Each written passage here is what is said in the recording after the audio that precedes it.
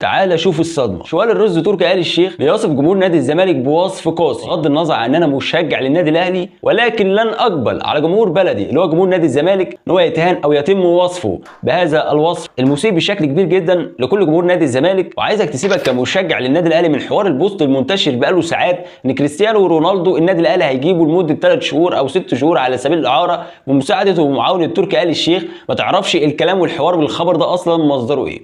تركي آل الشيخ نفسه ما طلعش قال حاجه زي كده، شوال الرز ما صرحش بحاجه زي كده، كأن فريق النصر السعودي بالفعل متعاقد مع لاعب علشان يأجره اللي هو كريستيانو رونالدو. هنأجره ساعتين شويه لفريق الهلال السعودي، ما هم ذكروا كده في الخبر، هيلعب للاهلي المصري في كأس العالم، وكذلك الهلال السعودي اللي ايضا هيشارك في كأس العالم. اصل النصر السعودي دافع ملايين الدولارات علشان يأجر في النهايه كريستيانو رونالدو. علشان ما تسرحش مني بكل تأكيد هكمل لك باقي تفاصيل الخبر الكاذب والكواليس والاحداث، ولكن تعال اقول لك تركي آل الشيخ وصف جمهور نادي الزمالك بيه. لك ان تتخيل ان شوال الرز بيقول لك لم ارى في حياتي جمهور معدوم الكرامه زي جمهور نادي الزمالك، جمهور مهزأ، لم ارى في حياتي جمهور معدوم الفكر زي جمهور نادي الزمالك. وزي ما انتم شايفين في الفيديو امام حضراتكم ده مصدر الخبر، علشان ما حدش يطلع يقول لي ان انا طالع اسير جدل بقول اي كلام وخلاص. تركي آل الشيخ شوال الرز كان صرح بهذا الكلام عبر قناه اون تايم سبورت. مش عارف ازاي قناه زي كده تسمح ان الشخص نتن زي ده يغلط في جمهور مصري في قناه مصريه وتقبل باذاعه هذا الكلام بالفعل. المصدر واضح في الشاشه امام حضراتكم، عشان ما حدش يطلع يقول لي انا بجيب كلام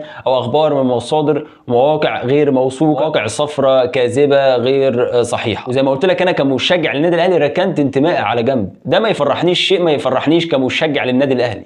مش اهلاوي متعصب لدرجه ان انا اقبل ان الشخص زي ده نتن ان هو يوصف جمهور نادي الزمالك ان هو معدوم الفكر والكرامه وجمهور مهزأ، في ظل ان انا اصلا ما بحبش الشخص ده، و90% من جمهور النادي الاهلي ما بيحبوش هذه الشخصيه. وانا عن نفسي حتى الان مستغرب ازاي مجلس اداره نادي الزمالك حتى الان لو الخبر فعلا صحيح موقع بطولات ما بيهبطش، ازاي مجلس اداره نادي الزمالك ما ياخدش حق جمهوره، ما يتخذش موقف عدم اللعب مثلا في المملكه العربيه السعوديه، عدم حضور تركي آل الشيخ في اي قناه مصريه، وهجمته ومقاضاته على هذه التصريحات ووصف الجمهور نادي الزمالك بانه معدوم الفكر وانه جمهور مهزأ. لو الخبر فعلا صحيح تبقى كارثه بكل المقاييس. ما ينفعش انت كمشجع نادي الاهلي تفرح لمثل هذه الاخبار، ده بيغلط في ولاد بلدك. اي نعم احنا هنا بنتشاك شد وجذب ما بين الجمهورين ونتعارك بالفعل، ولكن في نطاق الرياضه، في نطاق كره القدم ما بيننا، ما يجيش شخص ثالث من خارج الدوله ينطرف من جمهورنا ونقف نتفرج ونسقف له ونفرح له، تبقى كارثه بكل المقاييس. بالنسبه بقى للخبر المنتشر لكريستيانو رونالدو وان فريق النصر السعودي هيأجر كريستيانو رونالدو، ان هذا قرار جديد من الفيفا وهيعتمده بالفعل. كريستيانو رونالدو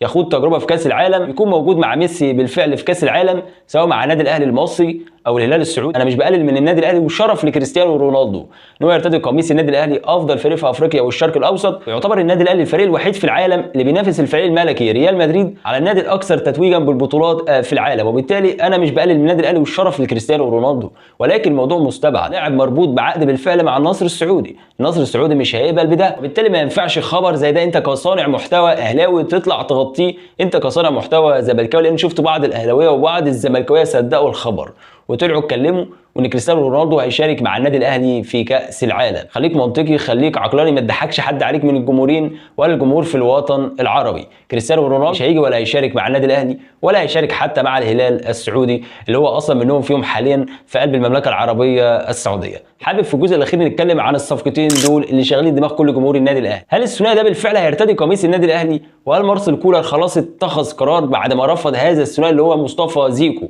وعبد الرحمن البنوبي ولا لا؟ زي ما قلت لك في الفيديو بتاع امس، المدير الرياضي في النادي الاهلي محمد رمضان زال بيقنع في مارسيل كولر ومصر بضروره النادي الاهلي يتعاقد مع هذا الثنائي، ودول افضل فردتين بالفعل موجودين في الدوري المصري في مركز الوينج رايت ومركز الوينج ليفت. ارقامهم مش سيئه على الاطلاق، مساهمين بعدد اهداف محترم ومسجلين عدد اهداف محترم. منذ حتى هذه اللحظه النادي الاهلي لم يحسم هذا الثنائي لصالحه. محمد رمضان ما زال مصر على هذا الثنائي ومارسيل كولر في ايده القرار. في نهايه المطاف ما تنساش تقول لي رايك في اللي عمله تركي آل الشيخ والوصف المسيء اللي وصفوا بيه الجمهور نادي الزمالك، وفكره وخبر انضمام كريستيانو رونالدو المضحك للنادي الاهلي للمشاركه في كاس العالم للانديه، وفكره مارسيل كولر ورفضه وتعنته وتفكيره العميق بالنسبه لثنائي زد البنوبي وزيكو.